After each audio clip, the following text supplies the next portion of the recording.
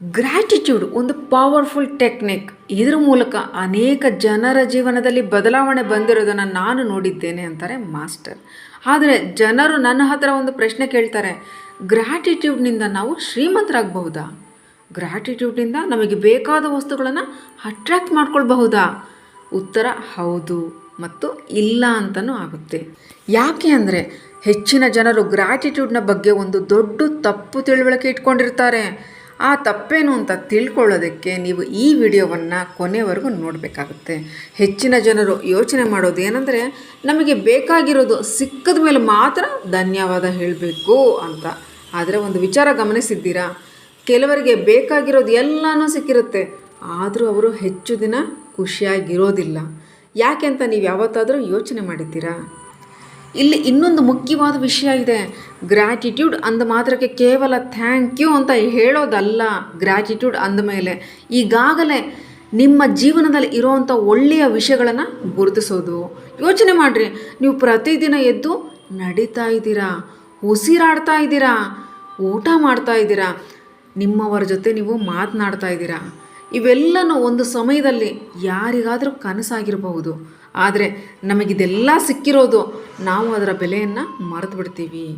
ನಾವು ಯಾವಾಗಲೂ ಇಲ್ಲದಲ್ಲೇ ಇರೋವಂಥ ಕಡೆ ಗಮನ ಕೊಡ್ತೀವಿ.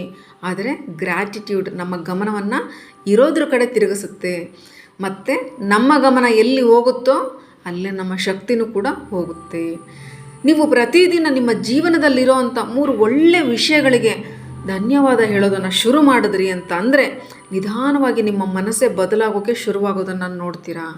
ಮೊದಲಿಗೆ ಬದಲಾಗೋದು ನಿಮ್ಮ ಪರಿಸ್ಥಿತಿ ಅಲ್ಲ, ಮೊದಲಿಗೆ ಬದಲಾಗೋದು ನಿಮ್ಮ ದೃಷ್ಟಿಕೋನ. ಮತ್ತು ನಿಮ್ಮ ದೃಷ್ಟಿಕೋನ ಬದಲಾದಾಗ ನಿಮ್ಮ ನಿರ್ಧಾರಗಳು ಬದಲಾಗುತ್ತೆ. ನಿಮ್ಮ ನಿರ್ಧಾರಗಳು ಬದಲಾದಾಗ ನಿಮ್ಮ ಆ್ಯಕ್ಷನ್ಸ್ ಬದಲಾಗುತ್ತೆ. ಆ್ಯಕ್ಷನ್ಸ್ ಬದಲಾದಾಗ ನಿಮ್ಮ ಜೀವನದಲ್ಲೂ ಬದಲಾವಣೆ ಕಾಣಿಸ್ಕೊಳ್ಳೋಕ್ಕೆ ಶುರುವಾಗುತ್ತೆ.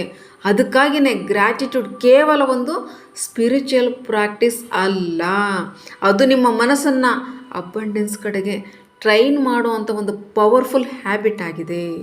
ಮತ್ತು ಇಲ್ಲಿ ಒಂದು ವಿಚಾರವನ್ನು ನೀವು ಅರ್ಥ ಮಾಡ್ಕೊಳ್ಬೇಕು. ಗ್ರ್ಯಾಟಿಟ್ಯೂಡ್ ಅಂದರೆ ಯೂನಿವರ್ಸ್ಗೆ ನೀವು ಕಳಿಸೋ ಒಂದು ಸಿಗ್ನಲ್. ನೀವು ಯಾವಾಗಲೂ ನಿಮ್ಮ ಹತ್ತಿರ ಏನೂ ಇಲ್ಲ ಅನ್ನೋದ್ರ ಬಗ್ಗೆ ಮಾತನಾಡ್ತಾ ಇದ್ದರೆ ನಿಮ್ಮ ಮನಸ್ಸು ಕೂಡ ಅದೇ ಕೊರತೆಯ ಕಡೆ ಗಮನ ಕೊಡ್ತಾ ಇರುತ್ತೆ. ಆದರೆ ನೀವು ನಿಮ್ಮ ಹತ್ರ ಈಗಾಗಲೇ ಇರೋದಕ್ಕಿಂತ ಏನೇನು ವಸ್ತುಗಳು ನಿಮ್ಮನ್ನು ಖುಷಿಪಡಿಸಿದೆಯೋ ಅದಕ್ಕೆಲ್ಲ ಕೃತಜ್ಞತೆ ವ್ಯಕ್ತಪಡಿಸಿದಾಗ ನಿಮ್ಮ ಮನಸ್ಸು ನಿಧಾನವಾಗಿ ಸಮೃದ್ಧಿಯ ಕಡೆ ತಿರುಗೋಕೆ ಶುರು ಮಾಡುತ್ತೆ. ಬಹಳ ಜನರಿಗೆ ಒಂದು ತಪ್ಪು ಕಲ್ಪನೆ ಇರುತ್ತೆ, ನನ್ನ ಹತ್ರ ಹೆಚ್ಚಿಗೆ ಹಣ ಬಂದ ಮೇಲೆ ನಾನು ಖುಷಿಯಾಗಿರ್ತೀನಿ, ನನ್ನ ಜೀವನದಲ್ಲಿ ಎಲ್ಲನೂ ಸರಿ ಆದಮೇಲೆ ನಾನು ಗ್ರ್ಯಾಟಿಟ್ಯೂಡ್ ಮಾಡ್ತೀನಿ. ಆದರೆ ಸತ್ಯ ಏನಂದರೆ, ಮೊದಲು ನೀವು ಆ ಭಾವನೆಯನ್ನು ಸೃಷ್ಟಿ ಮಾಡ್ಕೊಳ್ಬೇಕು. ನೀವು ಈಗಲೇ ಈ ಕ್ಷಣದಿಂದನೇ ಸಂತೋಷ, ಕೃತಜ್ಞತೆ ಮತ್ತು ಸಮೃದ್ಧಿಯ ಭಾವನೆಯಲ್ಲಿ ಇರೋದನ್ನು ಕಲಿತುಕೊಂಡಾಗ ನಿಮ್ಮ ಜೀವನದಲ್ಲಿ ಬರುವ ಅವಕಾಶಗಳನ್ನು ಗುರುತಿಸುವ ಶಕ್ತಿ ಹೆಚ್ಚಾಗುತ್ತೆ. ಹಿಂದೆ ಕಾಣಿಸದಿದ್ದ ಅವಕಾಶಗಳು ಕಾಣಿಸ್ಕೊಳ್ಳುತ್ತೆ. ಹಿಂದೆ ಗಮನಿಸದಿದ್ದ ಜನರು ನಿಮ್ಮ ಜೀವನಕ್ಕೆ ಬರಬಹುದು. ಹಿಂದೆ ಸಾಧ್ಯವಿಲ್ಲ ಅಂತ ಅನಿಸಿದ ದಾರಿಗಳು ತೆರೆದುಕೊಳ್ಬಹುದು. ಇದಕ್ಕಾಗಿಯೇ ನಾನು ಯಾವಾಗಲೂ ಹೇಳೋದು, ಗ್ರ್ಯಾಟಿಟ್ಯೂಡ್ ಒಂದು ದಿನ ಮಾಡೋ ಕೆಲಸ ಅಲ್ಲ, ಇದು ಒಂದು ಜೀವನದ ಶೈಲಿ. ಬೆಳಿಗ್ಗೆ ಕಣ್ಣು ತೆರೆದಾಗ ಧನ್ಯವಾದಗಳು, ಥ್ಯಾಂಕ್ ಯು ಯೂನಿವರ್ಸ್. ರಾತ್ರಿ ಮಲಗುವ ಮೊದಲು ಧನ್ಯವಾದಗಳು, ಥ್ಯಾಂಕ್ ಯು ಯೂನಿವರ್ಸ್. ಒಳ್ಳೆಯದಾದಾಗ ಥ್ಯಾಂಕ್ ಯು ಯೂನಿವರ್ಸ್, ಧನ್ಯವಾದಗಳು. ಕಷ್ಟ ಬಂದಾಗಲೂ ಈ ಅನುಭವದಿಂದ ನಾನು ಏನನ್ನೋ ಕಲಿಯುತ್ತಿದ್ದೇನೆ, ಧನ್ಯವಾದಗಳು. ಈ ರೀತಿ ಬದುಕೋದನ್ನು ಪ್ರಾರಂಭ ಮಾಡಿದಾಗ ನಿಮ್ಮ ಒಳಗಿನ ಶಕ್ತಿ ಬದಲಾಗಲು ಶುರುವಾಗುತ್ತೆ. ಮತ್ತು ನೆನಪಿಟ್ಕೊಳ್ರಿ, ಗ್ರ್ಯಾಟಿಟ್ಯೂಡ್ನ ನಿಜವಾದ ಶಕ್ತಿ ಹೊರಗಿನ ಪರಿಸ್ಥಿತಿಯನ್ನು ಬದಲಿಸೋದಕ್ಕಿಂತ ಮೊದಲು ನಿಮ್ಮ ಒಳಗಿನ ವ್ಯಕ್ತಿಯನ್ನು ಬದಲಿಸೋದರಲ್ಲಿ ಹೆಚ್ಚಿಗೆ ಅದು ಗಮನ ಕೊಟ್ಟಿರುತ್ತೆ. ಒಳಗಿನ ವ್ಯಕ್ತಿ ಬದಲಾದಾಗ ಜೀವನವು ಬದಲಾಗಲು ಶುರುವಾಗುತ್ತೆ. ಮತ್ತು ಇಲ್ಲಿ ಇನ್ನೊಂದು ವಿಷಯನ ಅರ್ಥ ಮಾಡ್ಕೊಳ್ಬೇಕು. ಹೆಚ್ಚಿನ ಜನರು ಗ್ರ್ಯಾಟಿಟ್ಯೂಡನ್ನು ಒಂದು ಮ್ಯಾನಿಫೆಸ್ಟೇಷನ್ ಟೆಕ್ನಿಕ್ ಆಗಿ ಮಾತ್ರ ನೋಡ್ತಾರೆ.